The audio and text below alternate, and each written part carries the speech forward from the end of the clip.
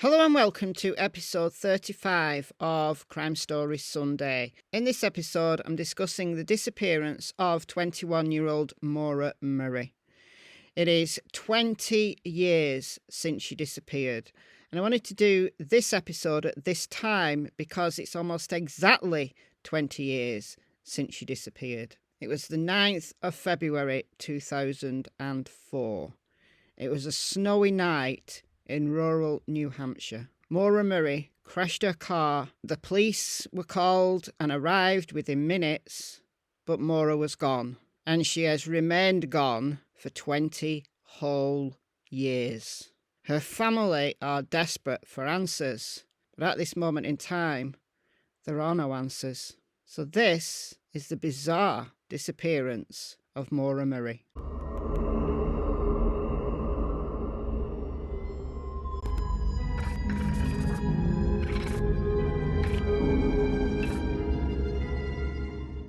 Maura was born on May the 4th, 1982 in Brockton, Massachusetts.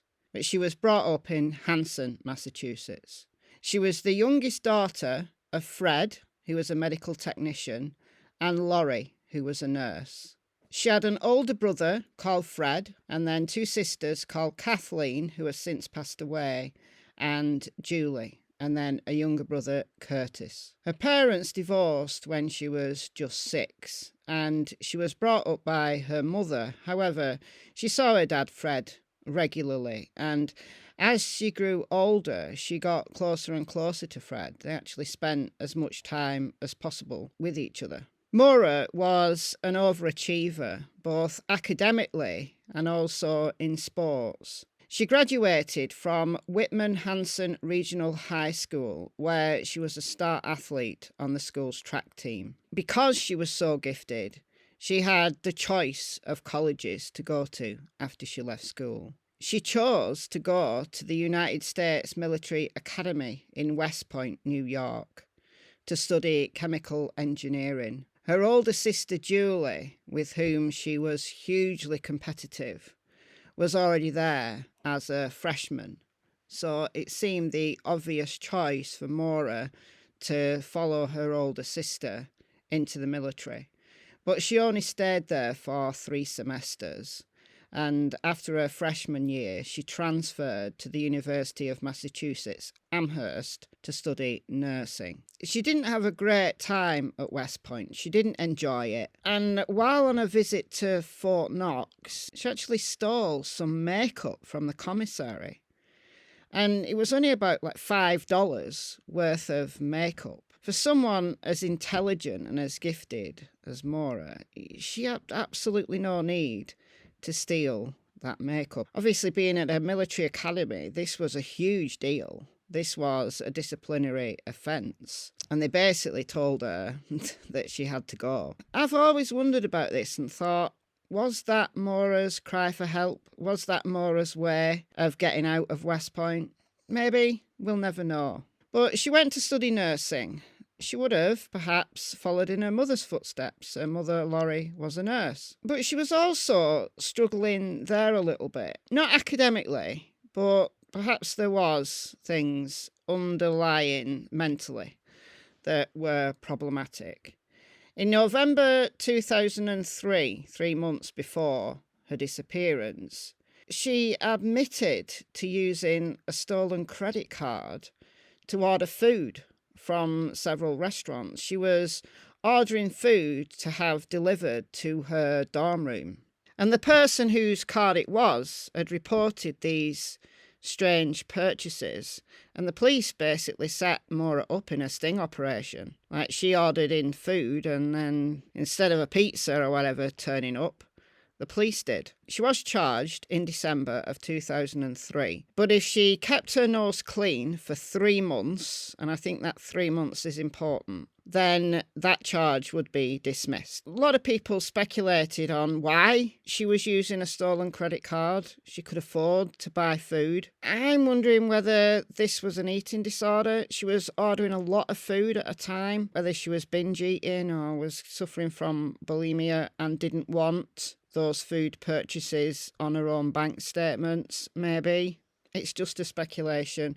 Again, that's another thing we'll never know. And then, in the week of her disappearance, there was some unusual things that happened.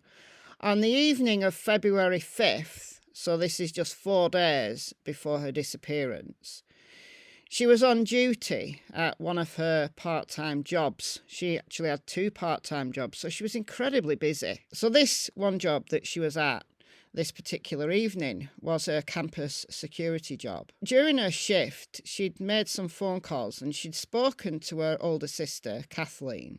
And Kathleen had just got out of rehab for alcoholism. On this phone call, Kathleen reported that she'd discussed her relationship problems with Maura.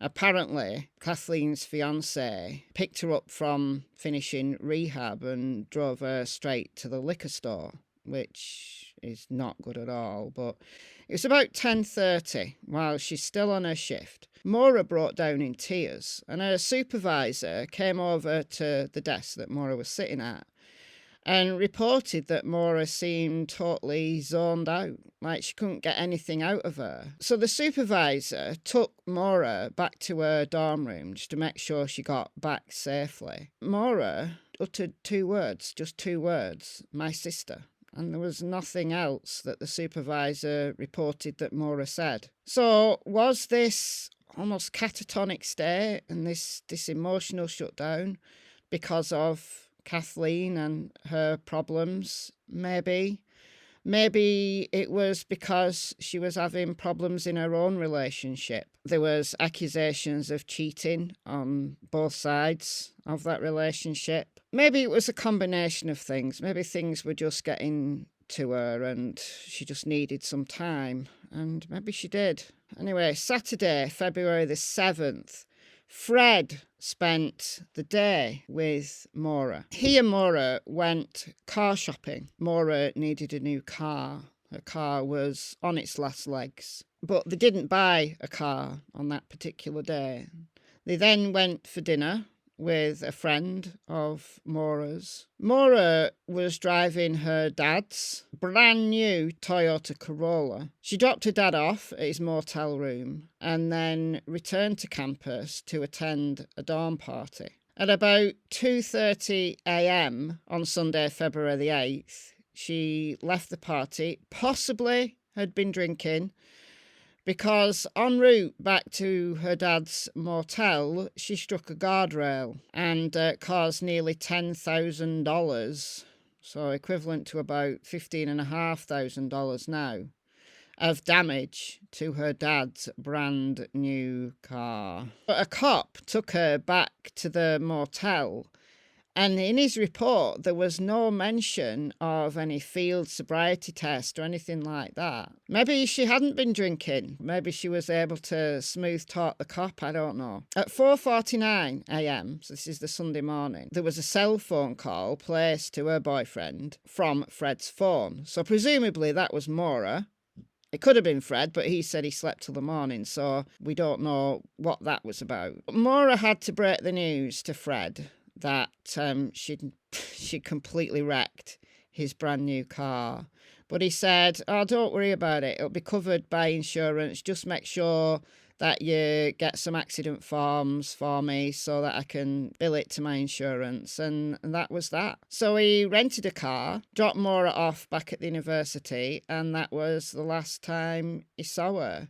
He did call her later that night, and she seemed fine, just to remind her to obtain the accident forms. She agreed that she would. In the very early hours of February the 9th, so we're now at the day that Maura disappeared, she used a computer to search directions to Burlington in Vermont, which is a place that her and the Murray family used to go to. She also emailed her boyfriend about 1 p.m, and the content of that was something like, "I love you more, stud. I got your messages, but honestly, I didn't feel like talking too much with anybody.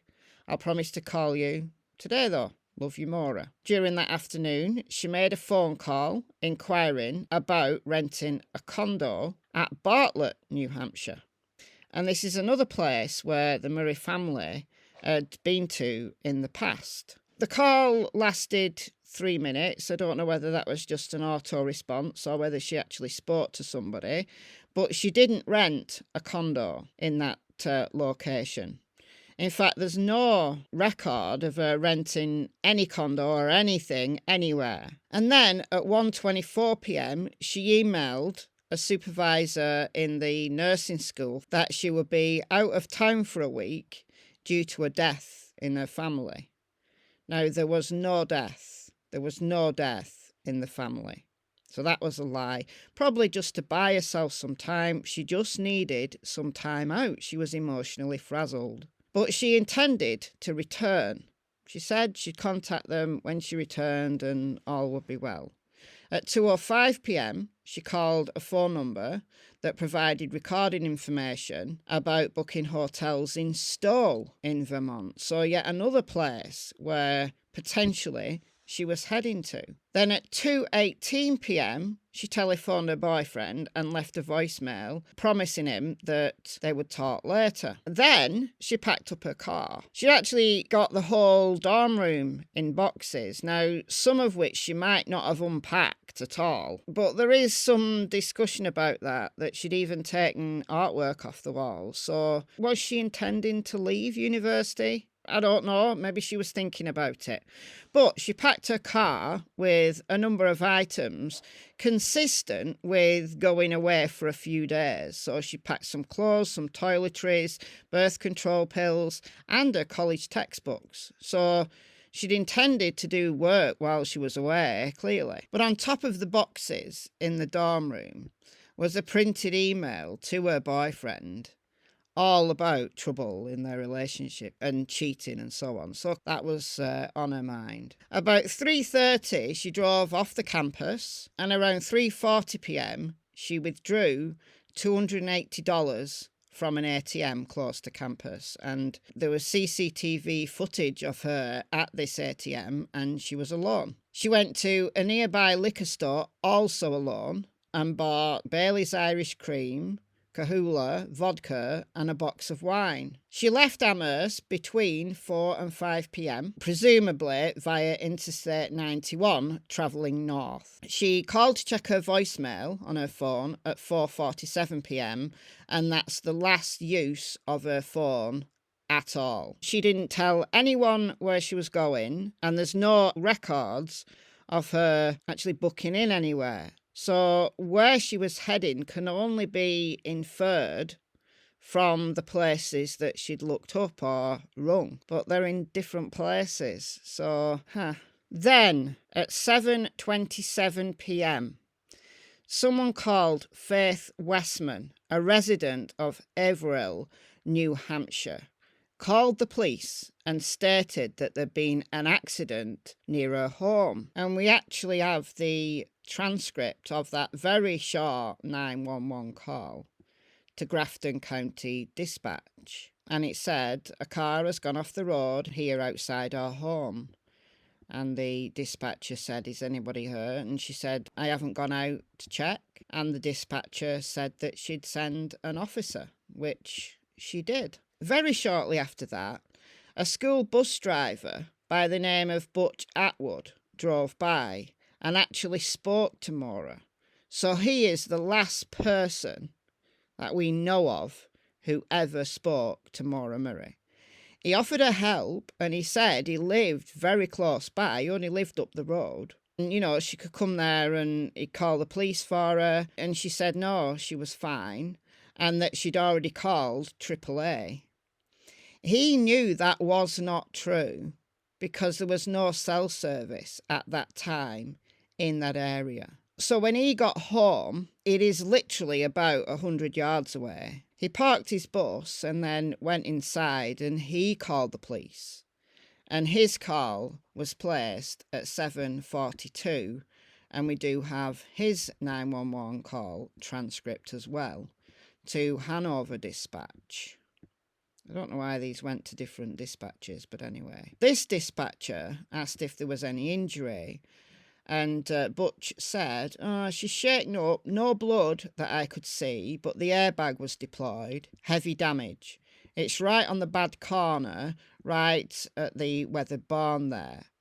It's about 3.4 miles from the junction of 302 on 112. So this is Route 112. And he reported that there was just one female in the car, just one female.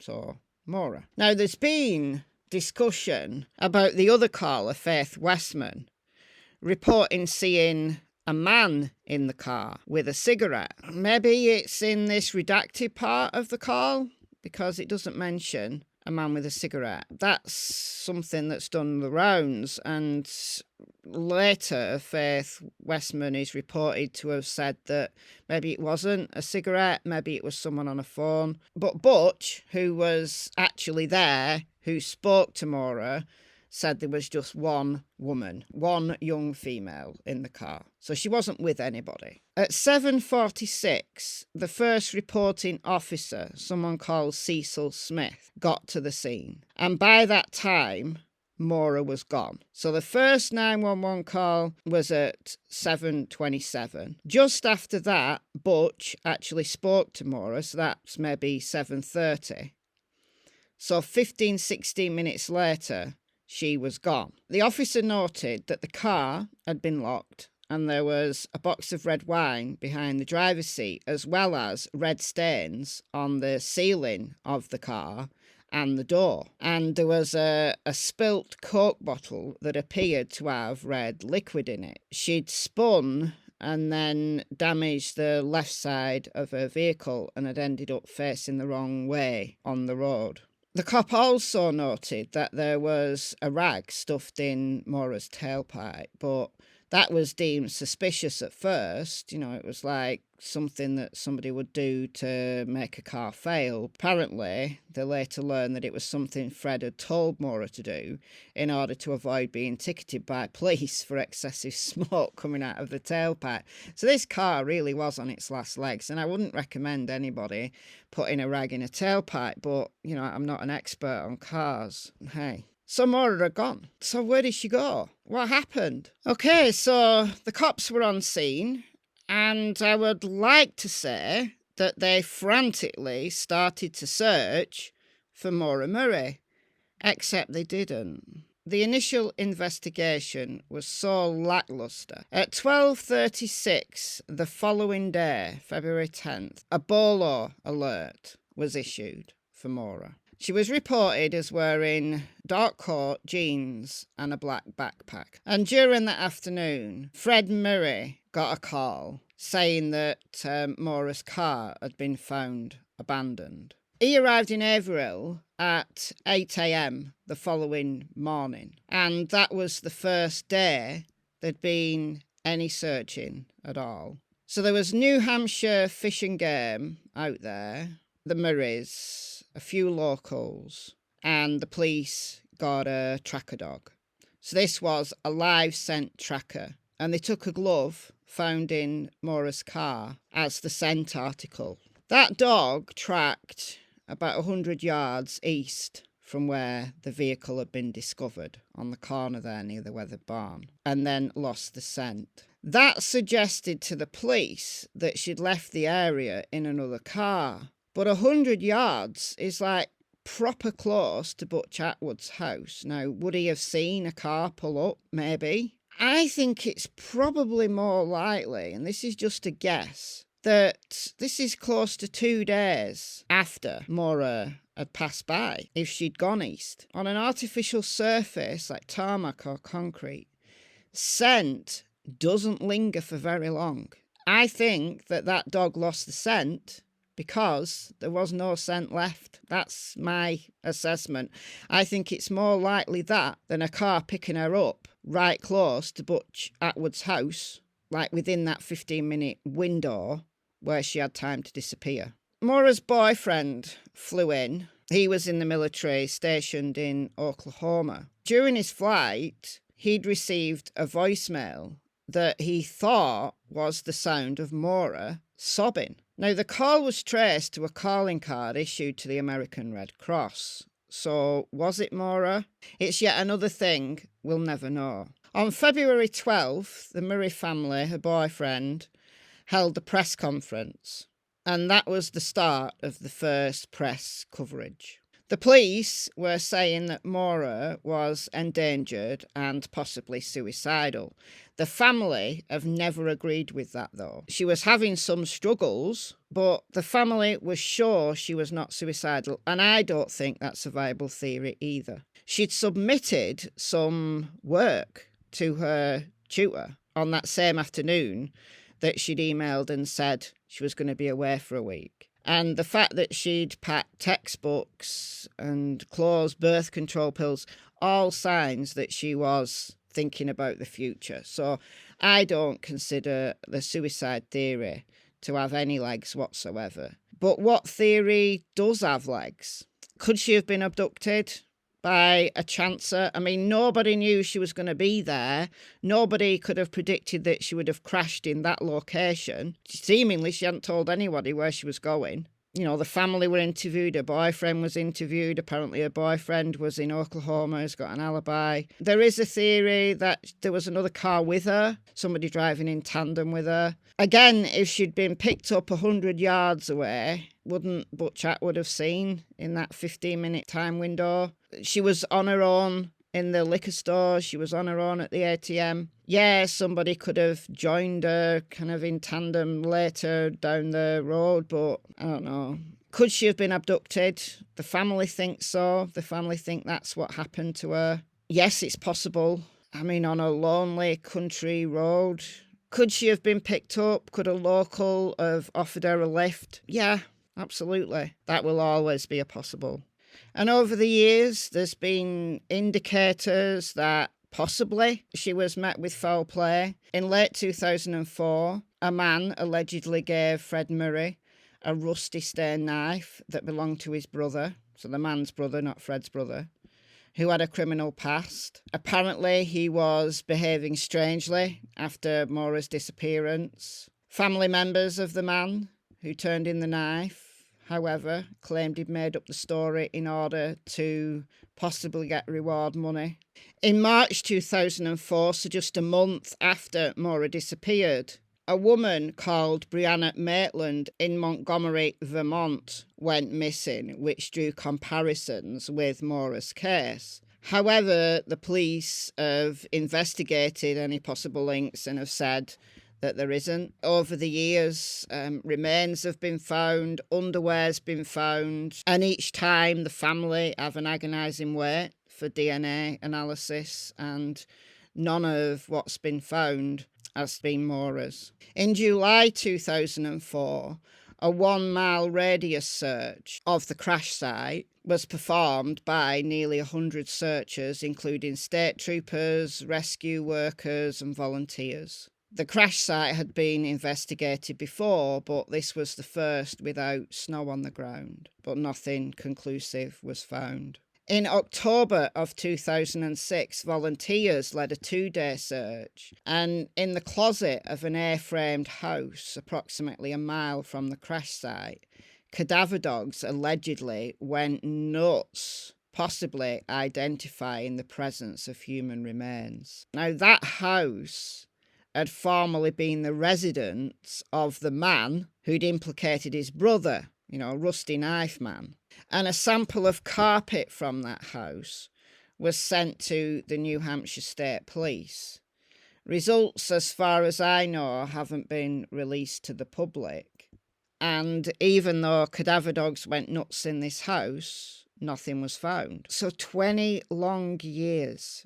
What happened to Maura Murray? Was she abducted and murdered, and her body lies somewhere miles and miles and miles away? Maybe one day a link will be made between unidentified remains and Maura Murray. Did she, as some people have believed over the years, faked her own death or disappearance and she's living the high life somewhere? There was sightings in Quebec in Canada, and if you continue to go north from the location she was at, you hit Canada, but there's been no confirmed sightings at all. There's absolutely no evidence that Maura is alive, and the family do believe she's no longer alive. There was a sighting, however, on the night that Maura disappeared. Between 8 and 8:30, a contractor returning home from Franconia saw a young person moving quickly on foot eastbound on Route 12, about 4 or 5 miles east of where the crash site was. He noted that the young person was wearing jeans, a dark coat and light-coloured hood. He didn't report it to the police because of his own confusion of dates, only discovering 3 months later, when reviewing his work records, that maybe that was the same night that Maura disappeared, and maybe that was Maura.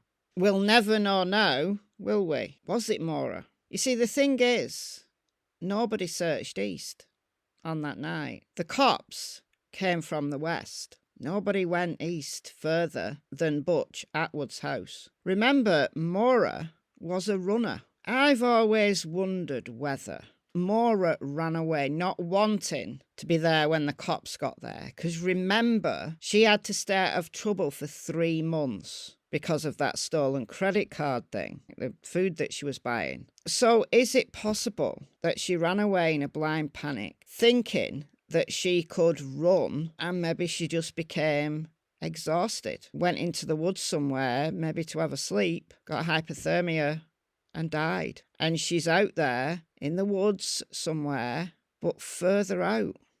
You know, a mile radius has been searched, 2 mile radius has been searched. What if she got 5, 6, 7, 8 miles away by the time she decided to crawl into the woods and have a sleep?